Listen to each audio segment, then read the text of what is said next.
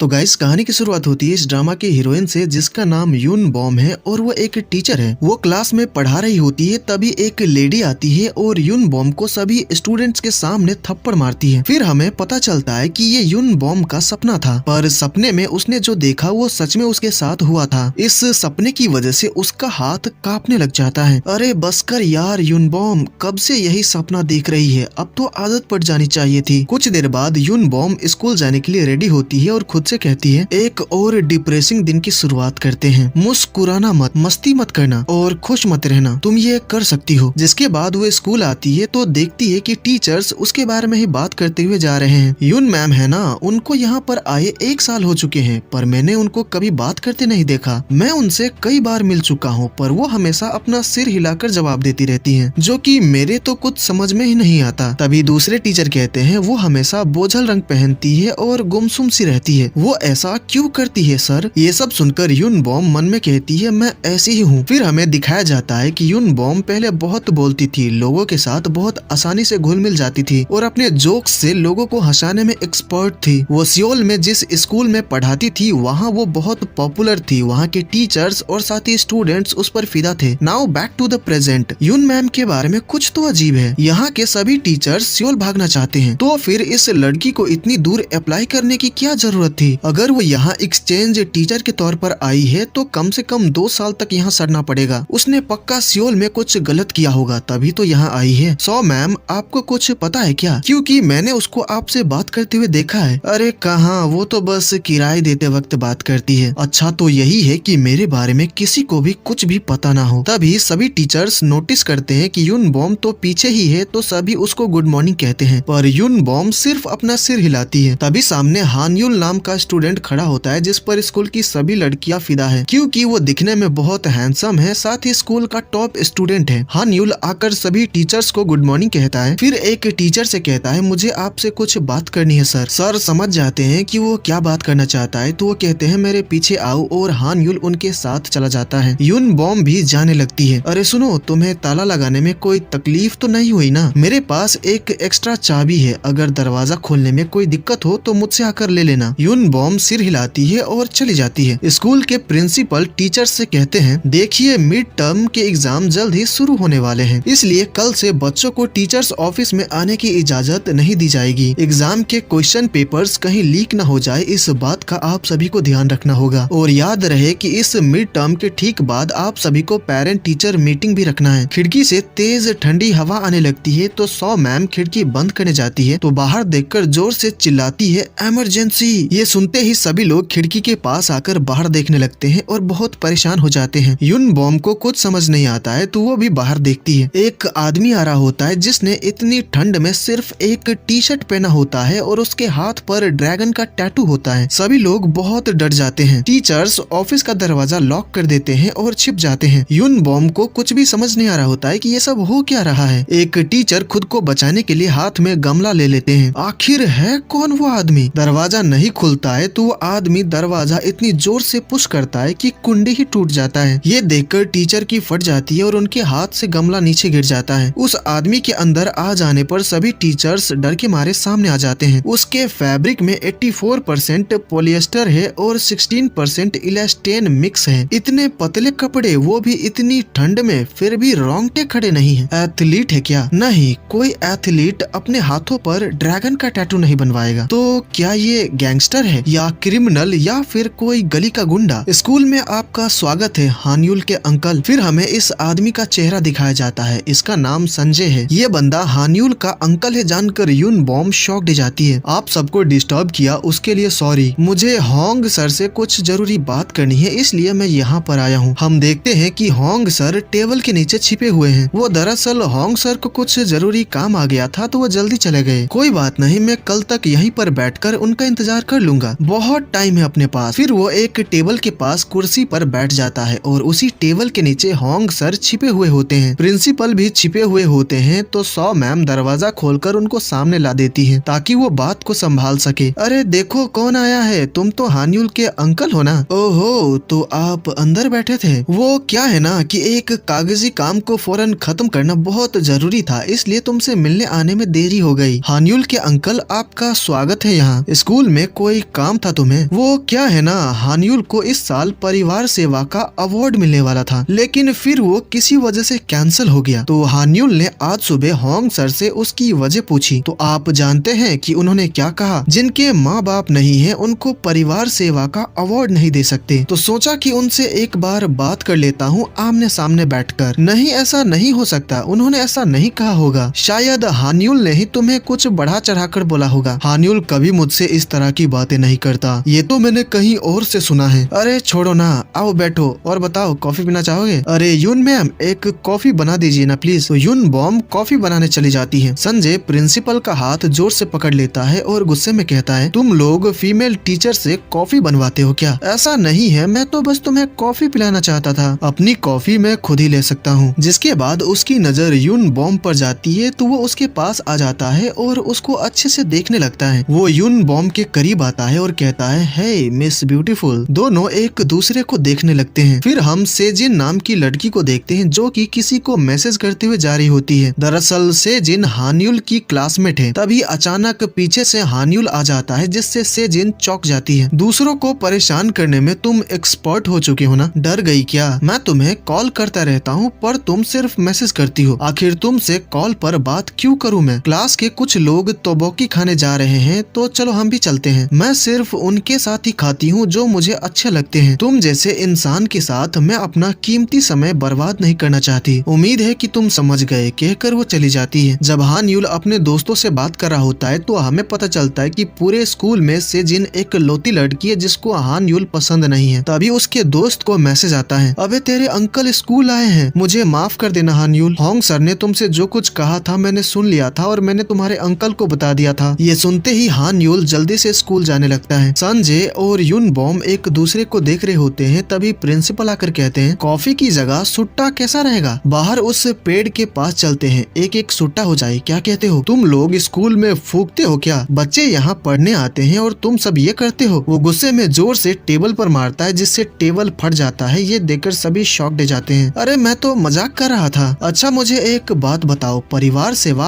Award के लिए क्या चाहिए? देखिए मैं जानता हूँ कि हानियुल एक बहुत अच्छा बच्चा है, पर ये अवार्ड सिर्फ उन्हीं बच्चों को दिया जाता है जिनको उनके माँ बाप पाल रहे हैं। न्यूमोकोकस की वैक्सीन के कितने डोज लगते हैं? प्रिंसिपल के पास इसका जवाब नहीं होता है। 4 डोज लगते हैं, दूसरे महीने, चौथे महीने, छठे महीने और 12वें महीने में। 30 सितंबर 2008 उस दिन हानियुल को उसका तीसरा वैक्सीन लगा था। बाद में उसको इतना बुखार आया कि उसका टेम्परेचर 101 डिग्री तक पहुंच गया था। फार्मेसी बंद था, मेरी मदद के लिए कोई नहीं था। उस वक्त छोटे से बच्चे को गोद में उठाकर मैं हॉस्पिटल भागा और वो हॉस्पिटल 5 किलोमीटर दूर था। 28 दिसंबर 2013 को पहली बार हानियुल का दांत टूटा था। 19 अक्टूबर 2014 को उसने पहली बार खुद साइकिल चलाई। 2 मार्च 2015 को वो पहली बार एलिमेंट्री स्कूल गया था और इस स्कूल में वो 4 मार्च 2024 से है। जब वो एक बच्चा था तब से ही मैं उसका ख्याल रखता आ रहा हूँ। तो अब मुझे ये बताओ कि मैं उसका बाप नहीं हूँ तो कौन है? लॉजिक वाला गुंडा ऐसा दिखता है क्या? तभी कॉफी तैयार हो जाती है तो संजय अपनी कॉफी लेता है। ऐसे स्कूल के लिए क्या शपथ लेना जो अपने बच्चों को अवार्ड देते वक्त भेदभाव करता है। वो टेबल पर कॉफी रखकर गुस्से में टेबल को घूरता है, मतलब कि उसको पहले से ही पता था कि होंग सर टेबल के नीचे छिपे हैं। चलो तुम लोग अपना काम करो, अब मैं निकलता हूँ। वो सर झुकाकर सबको गुड बाय कहता है और चला जाता है। उसके जाने के बाद सभी थोड़ा रिलैक्स फील करते हैं। अरे बाप रे, मैं रिटायरमेंट तक जिंदा तो रहूंगा ना? होंग सर भी बाहर आ जाते हैं। अरे यार, इस पागल की बातें सुनकर कान पक गए। मुझे पता था कि हानियुल के माँ बाप के गुजरने के बाद वो अपने अंकल के साथ रहता है, लेकिन इस तरह का आदमी हानियुल का अंकल कैसे हो सकता है? ये उसके माँ का भाई है या उसके पापा का? वैसे ये आदमी काम क्या करता है? यून बॉम को इतना बोलते देखकर सभी शॉक्ड जाते हैं। अरे यून मैम, आप बोलती भी हैं? प्रिंसिपल कहते हैं, अब कहने को क्या बचा है, सबको पता है कि वो एक गैंगस्टर है। वो हफ्ता वसूली करता है या लोगों को धमकाकर पैसे लेता है पता नहीं, पर हमेशा अपने चमचों के साथ ही घूमता दिखता है। होंग सर कहते हैं, अरे वो कोई गैंगस्टर नहीं है, बस गली का गुंडा है। एक बार ना मैं अपने दोस्तों के साथ बैठकर पी रहा था, तभी अचानक वो वहाँ आ गया। उसने उस दुकान से कुछ खरीदा था जिसमें कुछ कमी थी। जब उसके मन का नहीं होता है तो वो तोड़ फोड़ मचाने लगता है। सौ मैम कहती है, अरे ये तो कुछ भी नहीं है। पिछली बार हाइकिंग से लौटते वक्त जब मैंने उसको देखा था तो रात को पसीने में लथपथ फावड़ा चला रहा था। ऐसा लग रहा था कि वो कोई लाश ठिकाने लगा रहा है। एक टीचर बताते हैं कि एक दिन जब वो अपने घर लौटे थे तो संजय ने उनकी पड़ोसी की कार को अपने दोनों हाथों से ऊपर उठा दिया था। अरे वो सिर्फ कार ही नहीं उठाता, मूड खराब हो गया तो धरती का सीना भी चीर सकता है। ये सब जानकर यून बॉम शॉक्ड जाती है। मुझ पर लानत है कि मैं ऐसे इंसान की बातों में आ गई थी। हान यूल जब छोटा था ना तभी अचानक उसके माँ बाप चल बसे थे और तब से ही वो अपने अंकल के साथ रह रहा है। हान यूल को तो ये भी नहीं पता है कि उसके माँ बाप कैसे दिखते थे। तभी हान यूल यहाँ आ जाता है। अपने अंकल को ना देखकर समझ जाता है कि वो चले गए हैं। यहाँ सब ठीक तो है ना? होंग सर गुस्से में कहते हैं ये देखकर लगता है कि सब ठीक है। उस आदमी को तोड़ फोड़ करने के अलावा कुछ आता है कि नहीं? उसे कहो स्कूल आना बंद कर दे। टूटे हुए गमला को साफ करने में हान यूल यून मैम की मदद करने लगता है। मैं जानता था कि वो तमाशा खड़ा कर देंगे, इसलिए मैंने उनको नहीं बताया था। देखो अब जो होना था वो हो गया, इसलिए ज्यादा मत सोचो और घर जाओ। स्कूल के बाद यून बॉम मार्केट आकर खाने का सामान खरीदती है। उसके पापा उसको ढेर सारे मैसेज करते हैं पर वो एक भी मैसेज का रिप्लाई नहीं करती है। शायद कुछ हुआ था जिस वजह से वो अपने माँ बाप से बात नहीं करती है। अब क्या हुआ था वो तो हमें आगे ही पता चलेगा। यून बॉम घर पहुँचती है तो गेट का ताला इतना पुराना हो चुका है कि खुलता ही नहीं है। वो गेट खोलने के लिए इतना जोर लगा देती है जिससे चाबी ही टेढ़ी हो जाती है पर गेट नहीं खुलता है। इससे फ्रस्ट्रेट होकर वो चाबी को पानी में फेंक देती है। सौ मैम ने बताया था कि उनके पास एक एक्स्ट्रा चाबी है तो वो वही लेने के लिए उनके घर जाने लगती है। सुनसान सड़क होता है, कुत्ते भौंक रहे होते हैं और तभी वो सामने से एक आदमी को आते देखती है जिसके हाथ में चाकू जैसा कुछ होता है। दरअसल वो संजय होता है। उसके टैटू से यून बॉम उसको पहचान लेती है। यून बॉम को वो सारी बातें याद आने लगती है जो कि टीचर्स ने उसको संजय के बारे में बताया था। उसको लगता है कि संजय उसको जान से मारने आया है, इसलिए डर के मारे वो अपने घर की तरफ भागने लगती है और संजय भी उसका पीछा करने लगता है। यून बॉम बहुत डर जाती है तो वो जल्दी से पुलिस को कॉल करने लगती है। इतने में संजय उसके करीब आ जाता है और उसके पीठ में कुछ चुभाता है। डर के मारे यून बॉम रुक जाती है और उसके हाथ से फोन नीचे गिर जाता है तो संजय उसका फोन उठाता है और डायल किया हुआ नंबर देखकर कहता है तुम पुलिस को बुलाने वाली थी क्या? प्लीज मुझे मत मारो, अगर मैं अभी मर गई तो बहुत दिक्कत हो जाएगी। अगर मुझे मरना ही होता तो मैं सियोल में मरती ताकि वहाँ पर फ्यूनरल तो अच्छे से होता। अगर यहाँ मरी अपने पेरेंट्स और दोस्तों से रिश्ता तोड़ने के बाद तो बताओ मेरे फ्यूनरल पर कौन आएगा? कोई भी नहीं। ऊपर से उस गली में उस हथियार से अगर मैं मर गई तो मेरे फ्यूनरल पर लोग पता नहीं कैसी कैसी बातें करेंगे। अबे कौन सी गली, कौन सा हथियार? क्या तू इसकी बात कर रही है? अरे ये तो 30 सेंटीमीटर का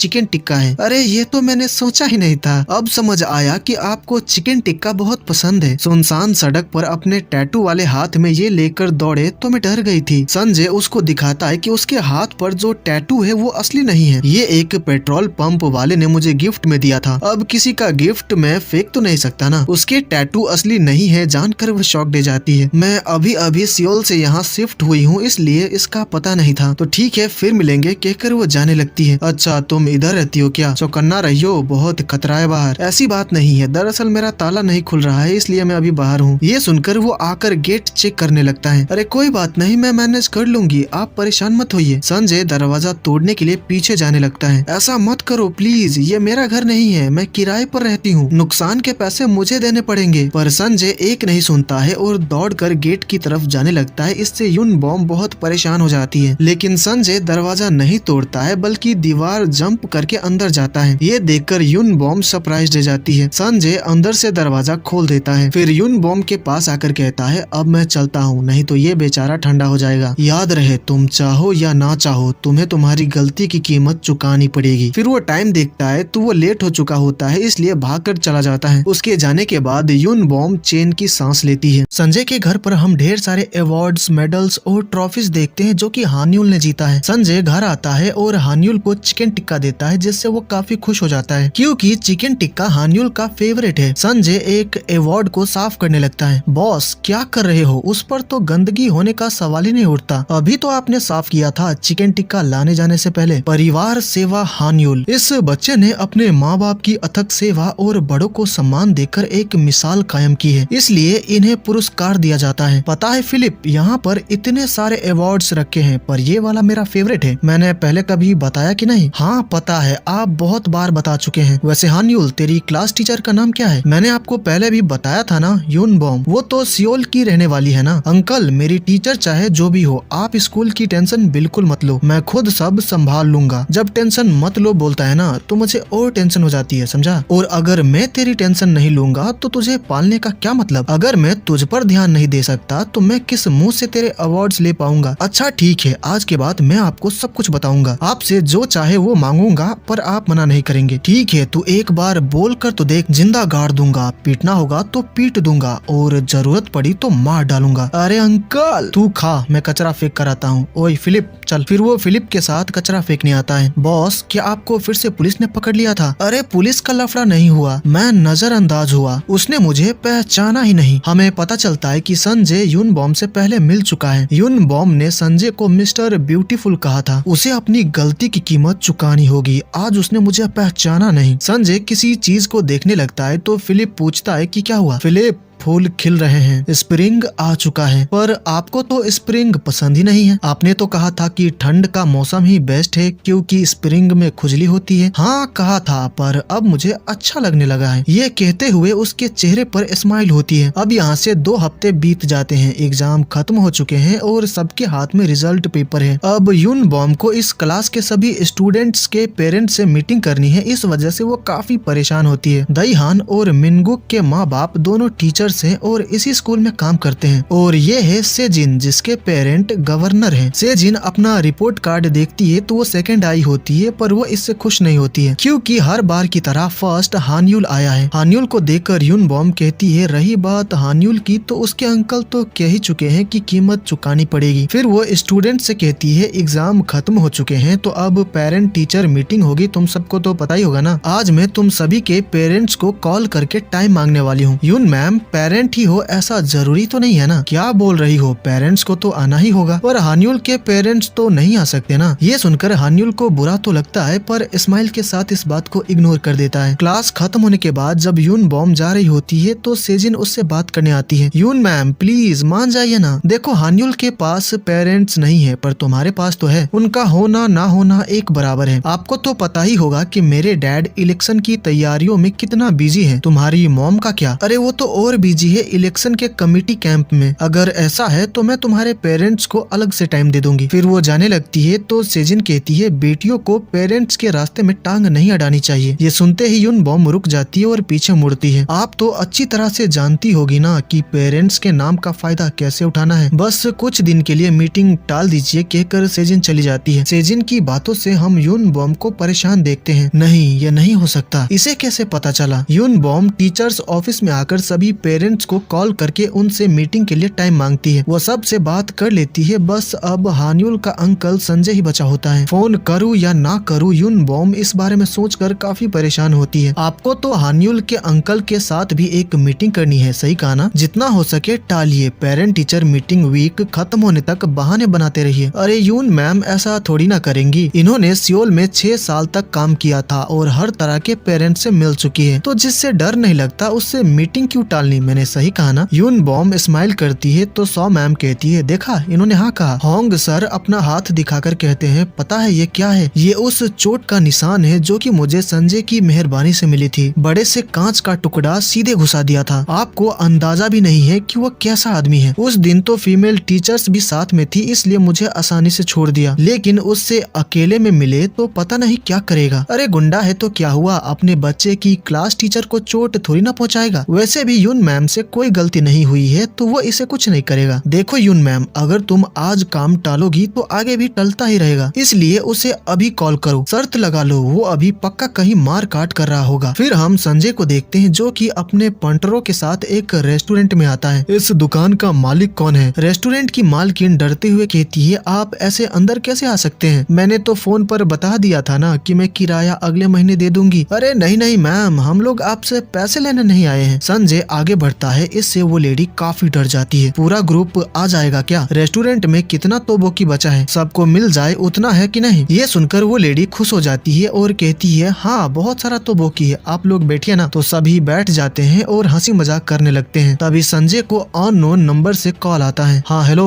कौन बोल रहा है? फोन यूनबॉम ने किया होता है। वो डरते हुए कहती है, अरे वो मैं हान्युल की क्लास टीचर यूनबॉम बोल रही हूँ। हाँ तो बोलो ना, क्या बात है? वो दरअसल मैंने ये पूछने के लिए कॉल कॉल किया है कि आप पेरेंट टीचर मीटिंग के लिए कब आ सकते हैं। मैं अभी ही आ रहा हूँ, दौड़ कर आऊंगा तो जल्दी पहुँच जाऊंगा। संजय अभी आ रहा है सुनते ही सभी टीचर्स जल्दी से घर के लिए निकल जाते हैं। यून बॉम संजय से मिलने के लिए अभी तैयार नहीं है, वो बहुत डरी हुई है, इसलिए कहती है देखिए आप अभी स्कूल नहीं आ सकते, मैंने तो बस टाइम पूछने के लिए कॉल किया था। हमारी मीटिंग तो हान्यूल के काउंसलिंग रिपोर्ट चेक करने के बाद ही होनी चाहिए ना। अच्छा तो आज नहीं आना है क्या हम मंडे को 4 बजे मिल सकते हैं क्या? हाँ ठीक है तो मंडे को मिलते हैं। सो मैम अभी भी ऑफिस में मौजूद होती है तो कहती है सुनिए यून मैम, खुद को तैयार कर लीजिए, अभी तो सिर्फ आधा सेमेस्टर बीता है, अगर साल भर उसे झेलना ही है तो उसे दबा कर रखो आप। फिर वो जाने लगती है तो यून बॉम उनको रोकती है और उस रात को क्या हुआ था सब कुछ सो मैम को बताती है, जो जानकर वो शॉक्ड हो जाती है। ओह माय गॉड, अब क्या होगा? आपका मतलब हान्यूल के अंकल ने आपको पुलिस को कॉल करते हुए पकड़ लिया था। मुझे स्ट्रॉन्ग बनना पड़ेगा, अगर इस स्कूल में भी कुछ हो गया तो मैं कहीं की नहीं रहूंगी। उसने तो बोल ही दिया है कि वो मुझसे बदला लेगा। सियोल में कुछ गड़बड़ हुई थी इसीलिए तुम्हें यहाँ आना पड़ा ना। बताओ ना ऐसा क्या किया था तुमने? यून बॉम इस सवाल को इग्नोर कर देती है और कहती है ये बताइए कि उससे निपटने के लिए मैं क्या करूँ? उससे जीतने का कोई तरीका है क्या कोई नहीं है जो उसे हरा सके? तो सो मैम बताती है कि एक इंसान है जिसके सामने हान्यूल के अंकल एकदम चुपचाप थे, किसी भीगी बिल्ली की तरह। फिर सो मैम यून बॉम को उस इंसान से मिलवाने के लिए एक रेस्टोरेंट में लेकर आती है। सो मैम रेस्टोरेंट की ओनर को ऑर्डर लेने आते देखती है तो कहती है पहले कुछ ऑर्डर कर लेते हैं, मैं औसम बुलगोगी लूंगी। हम एक औसम बुलगोगी और एक नरम टोफू स्टू लेंगे। टोफू स्टू में प्याज के पत्ते नहीं चाहिए और तीखा कम रखिएगा। अबे तेरी खोपड़ी में हक्का नूडल्स बढ़े हैं क्या? साली इतना चपर चपर करेगी तो तेरी जुबान खींच लूंगी। दिख रहा है मैं बिजी हूँ फिर भी ऑर्डर दिए जा रही है। खोपड़ी खोलकर उसी में स्टू परोस दूंगी। साली इतनी पतली है फूक मारूंगी उड़ जाएगी। चपर चपर करके दिमाग खराब कर दिया मेरा। चुपचाप 2 औसम बुलगोगी खा और पतली गली से निकल ले, कहकर वो लेडी चली जाती है। यून बॉम इतना डर गई थी कि पलट कर कुछ बोल ही नहीं पाई। हान्यूल के अंकल को भी यहाँ पर टोफू स्टू की जगह औसम बुलगोगी ही खाना पड़ा था, क्योंकि उस लेडी ने उसकी बोलती बंद कर दी थी। उस लेडी ने जिस तरह से बात की थी तुम्हें भी उसी तरह हान्यूल के अंकल से बात करनी होगी। यून बॉम ट्राई करती है पर 1-2 लाइन में ही समझ आ जाता है कि यून बॉम से ना हो पाएगा, इसलिए यून बॉम डिसाइड करती है कि वो अपने तरीके से संजय को हैंडल करने की कोशिश करेगी। कुछ दिन बीत जाते हैं और आ जाता है मंडे। आज यून बॉम को संजय से मिलना है। वो काफी अच्छे कपड़े पहनकर सज धज कर स्कूल आती है तो उसको देखकर सभी स्टूडेंट सरप्राइज्ड रह जाते हैं। अरे यून मैम, क्या आज आपका बर्थडे है? क्योंकि आप तो हमेशा ब्लैक कपड़े पहनती हैं, तो फिर आज क्यों अलग पहना है? ओयांग की किताब में लिखा हुआ है जो सिपाही धर्म का साथ देते हैं उनसे सम्मान से मिला करो और जुर्म करने वालों से विनम्रता से। अगर दुश्मन इंसाफ के साथ है तो उससे तमीज से पेश आना चाहिए, लेकिन जो गुंडे दूसरों को अपनी ताकत दिखाते हैं उन्हें हराने के लिए ताकत नहीं चाहिए। दूसरे शब्दों में कहे तो मैंने सोच लिया है कि मैं जीतने के लिए हारने तक को तैयार हूँ। मैम, क्या आज आप किसी से लड़ने वाली हो? यून बॉम स्टूडेंट्स को इसका जवाब नहीं देती है, पर हमें पता है कि वो किससे लड़ने वाली है। स्कूल की छुट्टी होने के बाद सभी टीचर्स जल्दी चले जाते हैं क्योंकि सबको पता है कि आज संजय आने वाला है। सभी टीचर्स के जाने पर यून बॉम का कॉन्फिडेंस थोड़ा कम हो जाता है। तभी वो हान्यूल को देखती है तो उसके पास आती है। अरे हान्यूल, तुम्हें पता तो है ना कि आज तुम्हारे अंकल आने वाले हैं? हाँ पता तो है। तो तुम रुक नहीं सकते क्या? मीटिंग खत्म होने के बाद अपने अंकल के साथ ही घर चले जाना। यून मैम, आपको इतना डरने की जरूरत नहीं है, आप कर सकती हैं, हिम्मत रखिए, बोलकर हान्यूल भी चला जाता है। कुछ देर बाद यून बॉम खुद को मीटिंग के लिए तैयार करती है। अगर ये लड़ाई जीतनी है तो अपनी ईगो का बटन बंद रखना, चाहे जो भी हो तुम तमीज में रहना, चाहे कुछ भी सुन लो शांत रहना। कुछ ही मिनट में संजय आ जाता है और साथ में एक बड़ा गमला लेकर आया होता है। वो मीटिंग रूम की तरफ जाने लगता है। तभी सीन एक बंदे पर शिफ्ट होती है जो कि फोन पर बात कर रहा होता है। अभी थोड़ा बिजी हूँ तो सीधा पॉइंट पर आइए प्लीज। हाँ मैं जानता हूँ आप एक्ट्रेस जियोंग नाम ही है, माना मैं आपके फैन क्लब का चेयरमैन हूँ, पर बदले में मेरा इतना फायदा उठाएंगी? क्या कहा मदद करूँ? मैं मुफ्त में किसी की मदद नहीं करता। तभी एक लड़की के हाथों से कुछ फाइल्स नीचे गिर जाता है तो ये बंदा उसे उठा कर देता है। आपको पता ही है कि मैं बेरहम और मतलबी आदमी हूँ। एक लड़की के दोनों हाथ में कॉफी होता है तो ये बंदा उसके लिए डोर खोल देता है। मैं अपनी वफादारी के खातिर आपसे जरूर मिल लूंगा, तो चलिए रखता हूँ, बाय। हमें पता चलता है कि इस बंदे का नाम चोई जुन है और ये एक वकील है। मिस्टर चोई, आपने जो कंप्लेंट डालने को कहा था वो फाइल हो गई है। चोई जुन जल्दी से उस पेपर को देखने लगता है। वैसे उस कमीने पर आप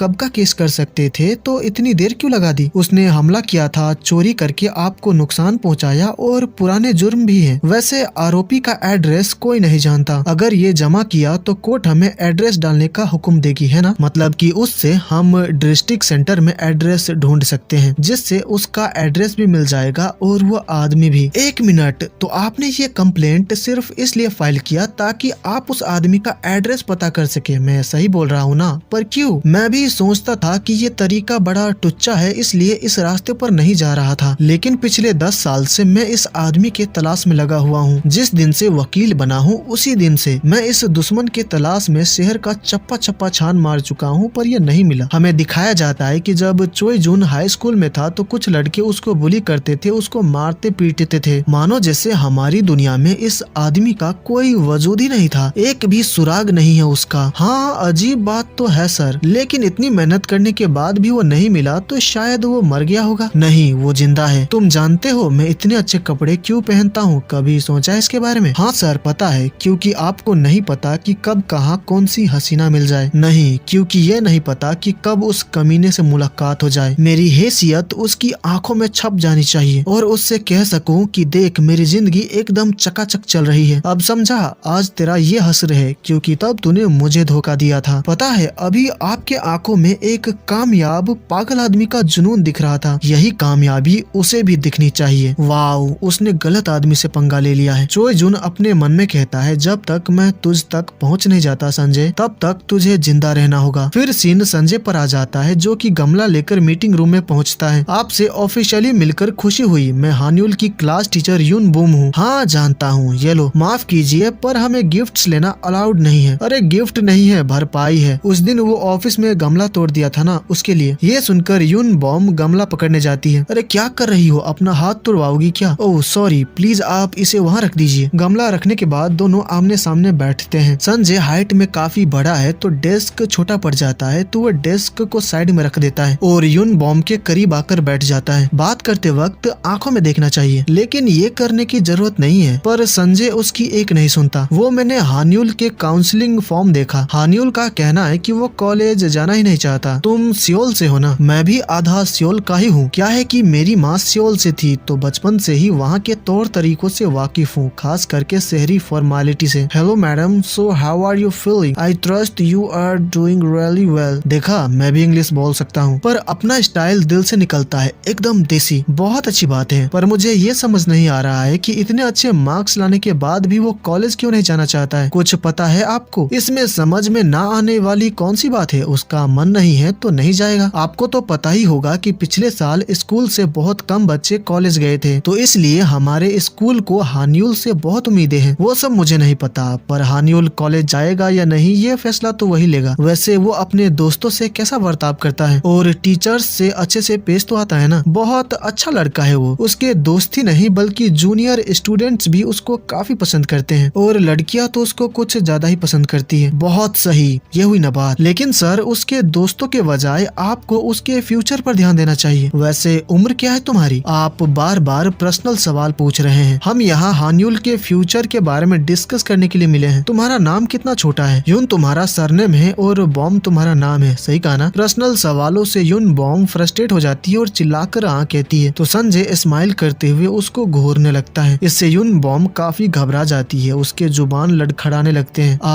आप हान्यूल के रिपोर्ट कार्ड देखिए। तो संजय पास आकर रिपोर्ट कार्ड देखने लगता है। यून बॉम नोटिस करती है कि संजय उसके काफी करीब आ गया है, इससे सरप्राइज रह जाती है। दोनों एक दूसरे को देखने लगते हैं। तभी संजय कहता है, बोमा, ये क्या बोल रहे हैं आप? बोमा, तुम्हारा नाम इतना छोटा है तो ऐसे ही बोलेंगे ना, बोमा। उसकी बातें सुनकर फ्रस्ट्रेशन से यून बॉम हंसने लग जाती है। हान्यूल घर जा रहा होता है तो रास्ते में सेजिन उसका इंतजार कर रही होती है। वो हान्यूल को हाई कहती है और उसके सामने आ जाती है। अब तुम्हें मुझसे क्या दिक्कत है? जानते हो ना, जब बहुत जल्दी होती है तो इंसान बिना सोचे समझे कुछ भी बोल देता है। उस दिन क्लास में सेजिन ने कहा था कि हान्यूल के पेरेंट्स पेरेंट टीचर मीटिंग में नहीं आ सकते। सेजिन का इंटेंशन हान्यूल को हर्ट करने का नहीं था, इसलिए आज वो उस दिन के लिए माफी मांगती है। हान्यूल सेजिन से उसका फोन मांगता है और उसके फोन में अपना नंबर सेव कर देता है। आज से जो भी प्रॉब्लम हो सीधा मुझसे बात कर लेना, क्योंकि अगर क्लास में करोगी तो उन्हें भी प्रॉब्लम होगी। इतना कहकर वो चला जाता है। अरे यार, भाषण की जगह गाली ही दे देता देता, लेकिन नहीं, हीरो जो बनना है से जिन हान्यूल का नाम शैतान हान्यूल के नाम से सेव कर लेती है। अगले दिन यून बॉम क्लास में पढ़ा रही होती है तो क्लास में हम उसी बड़े से गमले को देखते हैं जो कि संजय लेकर आया था। उस गमले की वजह से पीछे बैठे स्टूडेंट्स को बोर्ड पर देखने में दिक्कत हो रही होती है। यही बात स्टूडेंट्स यून बॉम को बताते हैं। संजय अपनी गाड़ी में गाना गुनगुनाते हुए स्कूल के पास से ही गुजर रहा होता है तो देखता है कि टीचर्स उसके दिए हुए गमले को कहीं लेकर जा रहे हैं। गमला इतना ज्यादा भारी होता है कि 3 लोग मिलकर भी उसे उठा नहीं पा रहे होते हैं। तभी संजय उनके पास गाड़ी रोकता है और बाहर आकर उन सभी को गुड मॉर्निंग कहता है। फिर पूछता है कि ये क्या हो रहा है। सॉरी सर, पर आप प्लीज अपना ये गमला वापस ले लीजिए। स्कूल में इसे रखने की जगह नहीं है जिससे टीचर्स और स्टूडेंट्स को दिक्कत हो रही है। ऊपर से इतना भारी है कि उठता भी नहीं है। तभी संजय अकेले उस गमला को बहुत ही आसानी से उठा लेता है। ये देखकर सभी शॉक्ड जाते हैं। अरे ये बंदा इंसानी है ना। संजय गमला को अपनी गाड़ी में रख लेता है और गाड़ी का गेट ओपन करके यून बॉम को अंदर बैठने को कहता है, पर यून बॉम को समझ नहीं आता है कि उसको बैठने के लिए क्यों कह रहा है। तभी संजय कहता है किसी के गिफ्ट को फेंकना नहीं चाहिए। अगले सीन में हम यून बॉम को संजय के साथ जाते हुए देखते हैं। यून बॉम की नजर संजय के डोले शोले से हट ही नहीं रहे होते हैं। घूर क्यों रही हो? अरे देख लिया क्या? मैंने नहीं घूरा, तुम झूठ बोल रही हो। वो मैं आपको नहीं जीपीएस को देख रही थी कि हम सही जा रहे हैं कि नहीं। मुझे लगा था कि मैं तुम्हें याद होऊंगा। आप क्यों याद होंगे? हम लोग पहले मिले हैं ना। ये नहीं हो सकता, शायद हो चुका है पर मुझे नहीं लगता कि हम मिले हैं। यून बॉम मन में कहती है अब इसने मुझे कहाँ देख लिया। हमारे बीच कभी प्यार व्यार तो हो नहीं सकता। क्या किसी से उधार लिया है मैंने? क्या कभी किडनैप हुई थी या फिर इसने मेरा पॉकेट मारा था? क्या हुआ? मुझे याद करने की इतनी भी क्या जल्दी है? अरे वो आपने कहा ना तो मैं याद करने की कोशिश कर रही थी, पर ऐसा नहीं है कि मैं आपको याद करना चाहती हूँ मिस्टर संजय। ये तुमने अभी क्या कहा? मुझे नाम से पुकारा तुमने। चलो कोई नहीं, तुम्हें मेरा नाम तो याद हो गया। संजय गमला लेकर यून बॉम के घर आता है और उसको छत पर रख देता है और अपने नाम को आगे कर देता है। तुम अपना नाम क्यों दिखा रहे हो? अरे वाह,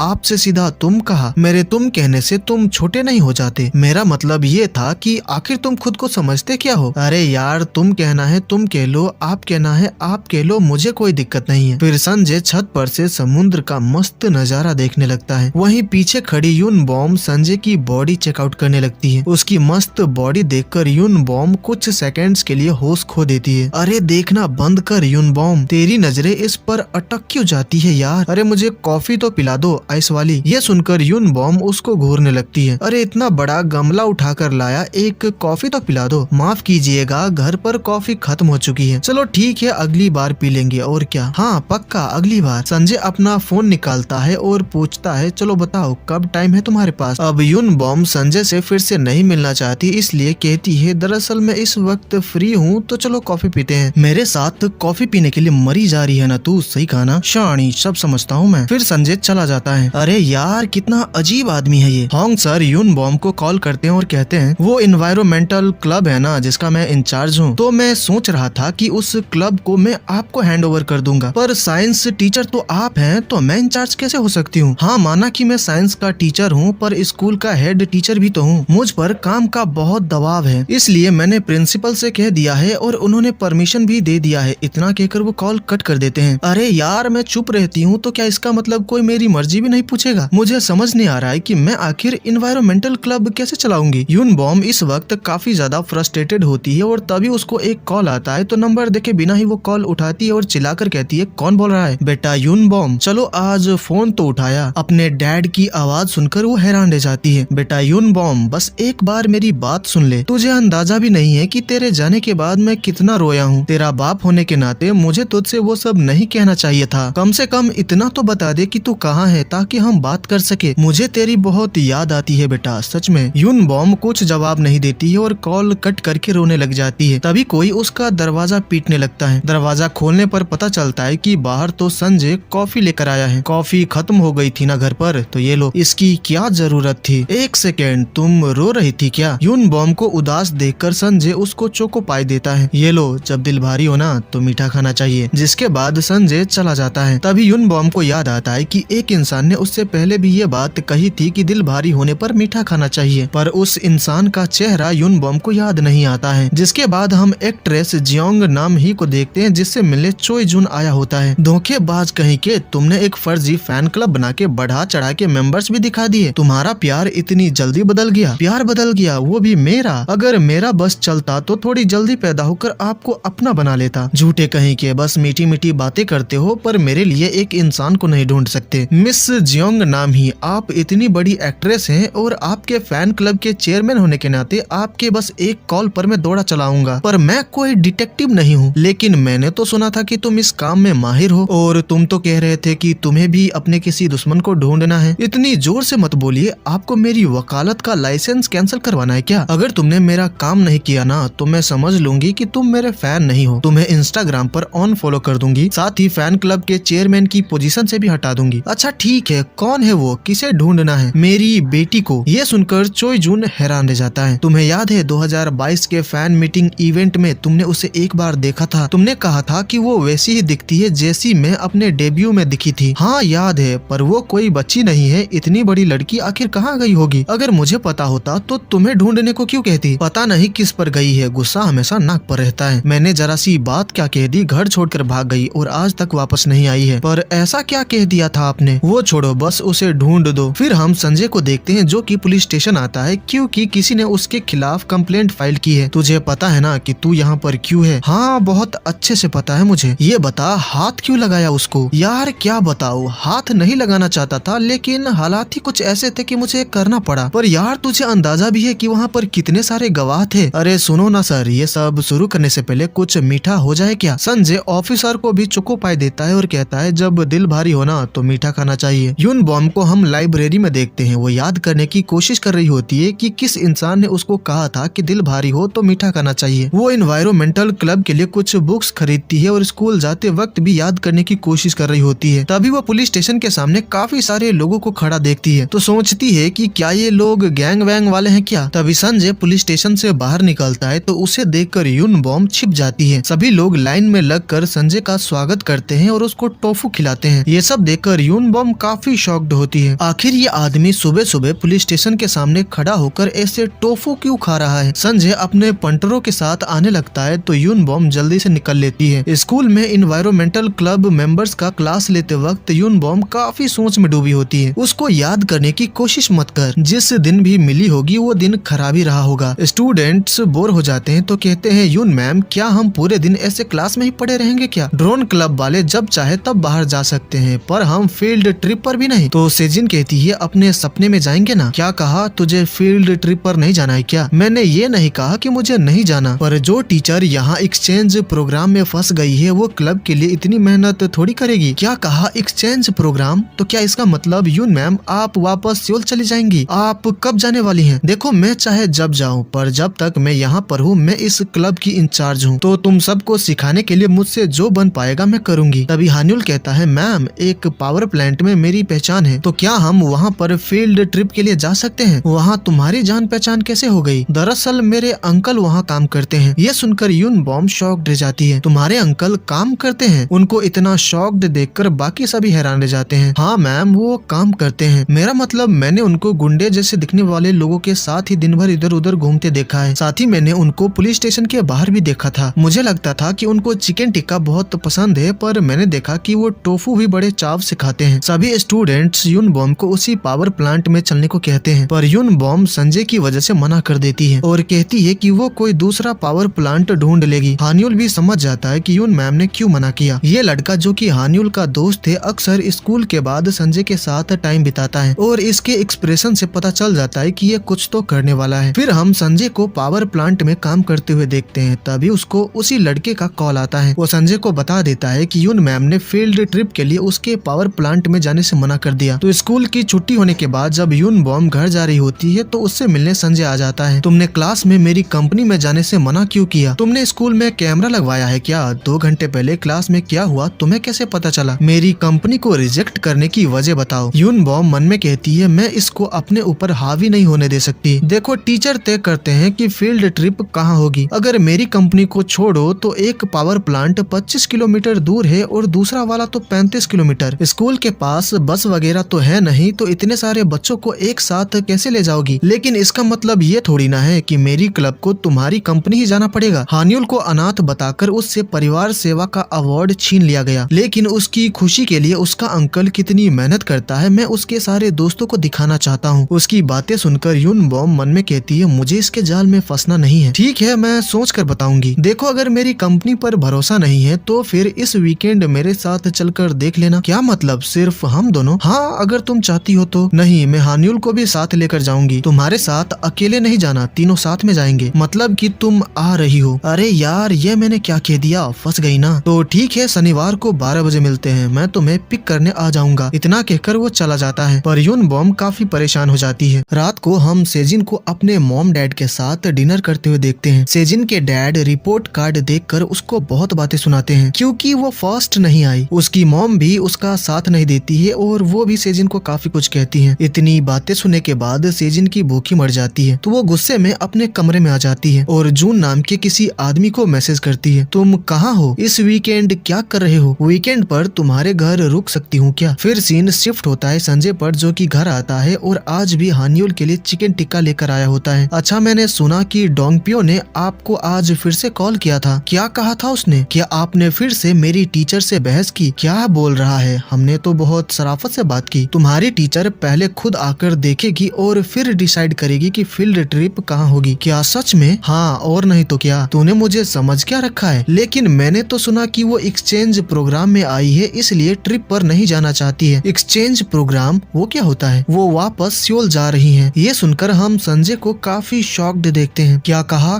कब और क्यों जा रही है? मुझे क्या पता। वैसे भी उन्हें यहाँ आने की क्या ही जरूरत थी? उनके सारे दोस्त और घर वाले तो सियोल में ही होंगे ना। संजय को याद आता है कि जब वो यून बॉम के घर पर गमला रखने गया था तो वो किसी वजह से रो रही थी। संजय सोच में पड़ जाता है कि वो वापस सियोल क्यों चली जाएगी। अब यहाँ से सीधा टाइम जंप होता है शनिवार को। आज यून बॉम को संजय के साथ पावर प्लांट देखने जाना है। वो खुद से कहती है, संजय, अगर मैं इस बार भी तुम्हारे जाल में फंस गई ना तो मैं इंसानी नहीं हूँ बल्कि मछली हूँ। चलो ठीक है, एक और डिप्रेसिंग दिन की शुरुआत करते हैं। मुस्कुराना मत, मस्ती मत करना और खुश मत रहना, तुम ये कर सकती हो। संजय घर के बाहर यून बॉम का इंतजार करते हुए एक्सरसाइज कर रहा होता है। यून बॉम बाहर आती है और पूछती है कि हान्युल कहाँ पर है। हान्युल गाड़ी से बाहर आता है और यून बॉम को हेलो बोलकर वापस गाड़ी में बैठ जाता है। यून बॉम का मन पीछे बैठने का होता है, पर संजय आगे का गेट ओपन कर देता है और उसको बैठने के लिए कहता है, जिससे यून बॉम को आगे ही बैठना पड़ता है। जब वो सभी जा रहे होते हैं तो यून बॉम के कपड़े देखकर संजय कहता है, इसके बाद तुम्हें कहीं जाना है क्या? नहीं तो क्यों पूछा? मुझे लगा कि तुम किसी के मैयत में जाने वाली हो, पता नहीं किस चीज का मातम मना रही हो, हमेशा काला पहनकर ही निकलती हो। ये सुनकर यून बॉम हैरान रह जाती है। अभी अभी तुमने मेरे कपड़ों को क्रिटिसाइज किया क्या? तो फिर ये तुम क्या पहनकर घूमते रहते हो मिस्टर संजय? खुद की ड्रेसिंग सेंस तो अच्छी नहीं है और दूसरों को सलाह देने चले हैं। दोनों एक दूसरे के कपड़ों को लेकर बहस करने लगते हैं। तभी हान्युल को सेजिन का कॉल आता है। सेजिन से बात करने के बाद हान्युल अपने अंकल से कहता है, मुझे यहीं पर उतार दीजिए। तो संजय साइड में गाड़ी रोक देता है। आई एम सॉरी, अचानक कुछ बहुत जरूरी काम आ गया है, आप लोग चलिए, मैं कुछ देर में आता हूँ। हाँ ठीक है, अपना ख्याल रखना। जिसके बाद हान्युल चला जाता है। तुम कर क्या रहे हो? कहाँ जा रहा है? क्यों जा रहा है? बिना पूछे ही जाने दिया। इतना बड़ा लड़का हो गया है, क्या टेंशन लेना फिर। यून बॉम अब संजय के साथ अकेली रह गई है, इससे वो काफी परेशान हो जाती है। तो बताओ अब क्या करना है? उसके बिना ही चलना है क्या? वो जब वापस आएगा मैं तभी जाऊंगी। ठीक है, तो फिर वेट कर लेते हैं। दोनों चुपचाप कुछ देर के लिए यूं ही बैठे रहते हैं। तभी अचानक संजय कहता है, पिक्चर देखने चलोगी क्या? स्टूडेंट के अंकल के साथ पिक्चर क्यों देखने जाऊंगी मैं? तो फिर उस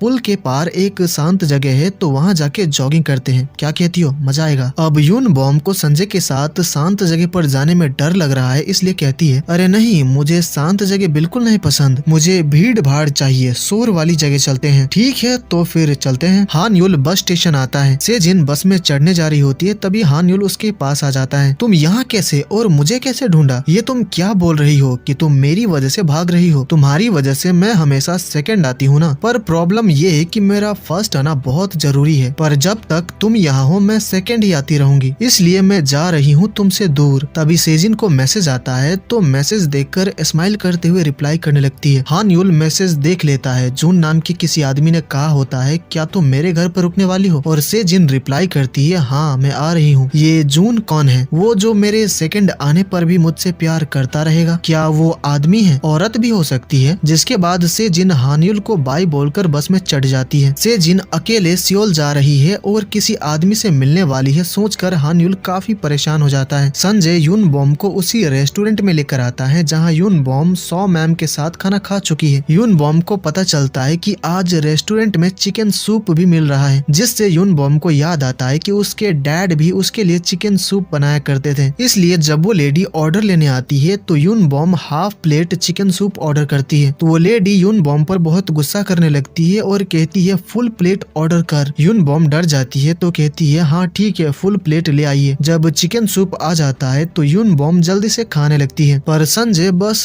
थोड़ा थोड़ा ही खा रहा होता है। तुम्हारी भूख तो नहीं चली गई? अरे नहीं, तुझे एक बात कहूँ, मेरी जिंदगी से ना पैसा, दोस्त, यहाँ तक के जीने की इच्छा भी जा चुकी है, लेकिन एक चीज जिसने मेरा कभी साथ नहीं छोड़ा वो है मेरी भूख। अगर ऐसा है तो चुन चुन कर क्यों खा रहे हो? यून बॉम के ऐसा कहने पर संजय बड़े बड़े बाइट लेकर खाने लगता है। उसको ऐसे खाते देखकर यून बॉम हैरान रह जाती है। अरे ऐसे घूर क्यों रही हो? वो क्या है ना, मैंने तुम्हारे जैसे दिखने वाले किसी को पुलिस स्टेशन के बाहर खड़ा देखा था। अच्छा, तो तुमने मुझे देख लिया था? अरे मैंने एक गलत औरत से पंगा ले लिया था ना, इसलिए। उस औरत के साथ क्या किया था तुमने? हमें दिखाया जाता है कि एक गाड़ी सड़क पर गलत तरीके से पार्कड था तो संजय ने उस गाड़ी को उठाकर सीधा कर दिया था, पर ये बात कार का ओनर और उसकी पत्नी को पसंद नहीं आया था क्योंकि उन्होंने आज ही कार खरीदा था। वो लोग संजय पर बहुत ज्यादा गुस्सा करने लगे थे। अरे यार इतना हंगामा क्यों कर रहे हो? मैंने बस छुआ ही तो है। हेलो पुलिस स्टेशन, एक कंप्लेंट करनी है। संजय उस आदमी का हाथ पकड़ लेता है और कहता है पुलिस, आर्मी, जिसको बुलाना है बुला लेना, लेकिन बाद में, अभी साइड हट। दरअसल संजय एक फायर ब्रिगेड के लिए रास्ता बना रहा था, पर वहाँ पर मौजूद लोग ये समझ नहीं पाए थे। संजय यून बॉम से कहता है अरे मैंने तो बस हाथ लगाया था उसको, पर उसके पति ने देख लिया था, जिस वजह से उसने मेरे खिलाफ कंप्लेंट फाइल कर दी। संजय कार के बारे में बता रहा होता है, पर यून बॉम ये समझ लेती है कि संजय ने उस औरत को उसके पति के सामने गलत तरीके से छुआ था। इस वजह से अब यून बॉम को डर लगने लगता है। अरे छोड़ो ना, ये सब पहली बार थोड़ी न हुआ है, चलता रहता है ये सब, तुम टेंशन मत लो। पर यून बॉम को तो टेंशन हो गई है। तुमसे एक और बात पूछूं, होंग सर की हथेली पर क्या तुमने चोट लगाई थी? तो संजय हाँ कहता है। तभी हमें दिखाया जाता है कि असल में क्या हुआ था। दरअसल संजय ने होंग सर को कुछ लोगों के साथ जुआ खेलते हुए देखा था। एक टीचर ये सब कर रहा है देखकर संजय को बहुत गुस्सा आया था। होंग सर बहुत ज्यादा डर गए थे तो भागने के चक्कर में वो एक टेबल से टकराकर नीचे गिर गए थे और उनकी हथेली में चोट लग गई थी। अब संजय ने साफ साफ यून बॉम को नहीं बताया कि उस दिन क्या हुआ था। इस वजह से यून बॉम को फिर से गलतफहमी हो जाती है और बहुत डर जाती है। मुझे लगता है कि आज हानयुल नहीं आ पाएगा, तो अब मुझे भी घर चलना चाहिए। वो जाने ही वाली होती है कि तभी संजय का चेहरा देखकर शॉक्ड रह जाती है। संजय, ये तुम्हारे चेहरे को क्या हुआ? संजय आईने में अपनी शक्ल देखता है तो उसके चेहरे पर दाने आ गए होते हैं। तभी सीन शिफ्ट होता है एक पार्क में जहाँ संजय और यून बॉम बैठे होते हैं। जरा सा खा क्या लिया, मर्दानगी पर धब्बे आ गए। यार ये हो क्या गया है मुझे? यून बॉम उसको मेडिसिन खाने के लिए देती है और कहती है तुम इतने बेवकूफ कैसे हो सकते हो? अरे मेरी इम्यूनिटी बहुत अच्छी है, 1-2 घंटे में ठीक हो जाऊंगा। एलर्जी थी तो मुझे अकेले खाने देते, जबरदस्ती क्यों खाया? अरे यार अगर मैं नहीं खाता तो तुम भी नहीं खाती ना, और मैं तुझे ऐसे भूखा नहीं रखना चाहता था। ये सुनकर यून बॉम काफी हंसने लग जाती है। संजय को समझ नहीं आता है कि वो हंस क्यों रही है, पर उसको ऐसे हंसते देखकर संजय को काफी अच्छा लगता है। तभी यून बॉम को याद आता है कि उसने डिसाइड किया है कि वो हंसेगी नहीं, मस्ती नहीं करेगी और खुश नहीं रहेगी, इसलिए वो हंसना बंद कर देती है। जिसके बाद वो संजय के चेहरे पर दावा लगाने लगती है। यून बॉम के टच करने से संजय की हार्ट बीट बहुत तेज हो जाती है। वो खुद को संभालने की बहुत कोशिश करता है, पर जब उसको लगता है कि अब नहीं हो पाएगा तो वो खड़ा हो जाता है और अपने मन को शांत करने के लिए जिस बेंच पर यून बॉम बैठी होती है उसे उठाकर एक्सरसाइज करने लगता है। फिर वापस से उसी बेंच पर बैठ जाता है और कहता है एक बात समझ लो, दोबारा मेरे बदन को हाथ मत लगाना, समझी? यून बॉम सोच में पड़ जाती है कि अचानक इसे क्या हो गया। तभी संजय को हानयुल का कॉल आता है। हानयुल उसको जो बताता है सुनकर संजय कहता है वहाँ पहुँचेगा ना तो उसे कुछ खिला देना और उसका ख्याल रखना। मुझे अपनी लोकेशन मैसेज कर देना, मैं तुम्हें पिक कर लूंगा। चल ठीक है, बाय। सुनो, कंपनी विजिट किसी और दिन कर लेंगे। पर क्यों? हानयुल कहाँ चला गया है और वो किसके साथ है? अरे वो उसकी क्लास की सेजिन नाम की लड़की घर छोड़कर भाग गई है। हानयुल को टेंशन हुई तो उसके पीछे गया है। क्या कहा? सेजिन भाग गई है? देखो मैं तुम्हें घर नहीं छोड़ पाऊंगा तो अच्छे से घर चली जाना। क्या कहा? घर चली जाऊं? अरे मैं उसकी क्लास टीचर हूँ तो मैं भी साथ आऊंगी। अब ये बताओ कि कहाँ है वो लोग? सियोल में। सियोल का नाम सुनते ही यूनबॉम काफी घबरा जाती है। फिर हमें पास्ट का सीन दिखाया जाता है। पेरेंट टीचर मीटिंग में यूनबॉम आरम नाम के स्टूडेंट के डैड से मिली थी। आरम के डैड को यूनबॉम काफी पसंद आ गई थी, तो उसको पटाने के लिए आरम के डैड यूनबॉम को हर रोज ढेर सारे मैसेज किया करते थे, पर यूनबॉम ने उनको कभी रिप्लाई नहीं किया। एक दिन आरम की माँ स्कूल आई थी। क्लास के सभी स्टूडेंट्स के सामने यूनबॉम को थप्पड़ मारा था। पूरे स्कूल में ये बात फैल गई थी कि यूनबॉम का अफेयर आरम के डैड के साथ चल रहा था। इसी वजह से आरम की माँ ने स्कूल आकर इतना बड़ा हंगामा खड़ा किया। यूनबॉम ने जो एक अच्छी टीचर का रेप्यूटेशन बनाया था उसकी धज्जियां उड़ गई थी। सभी लोग यूनबॉम की बुराई करने लग गए थे और उसी को गलत ठहरा रहे थे। Now back to the present. Yoon Bom को परेशान देखकर संजय पूछता है, अब तुम्हें क्या हो गया, चलना है कि नहीं? मैं ठीक हूँ, चलो सियोल चलते हैं। फिर हम देखते हैं कि सेजिन सियोल आ चुकी है और उसके पीछे पीछे हान्युल भी आ गया है। अरे यार तुम मेरे पीछे क्यों आ रहे हो? मैं तुम्हारी वजह से घर से भाग रही हूँ। भागी थी ये सोचकर कि तुमसे दूर चली जाऊंगी, पर तुम मेरा पीछा करते हुए यहाँ तक आ गए। तुम्हें भूख लगी है क्या? हानियांग नदी के पास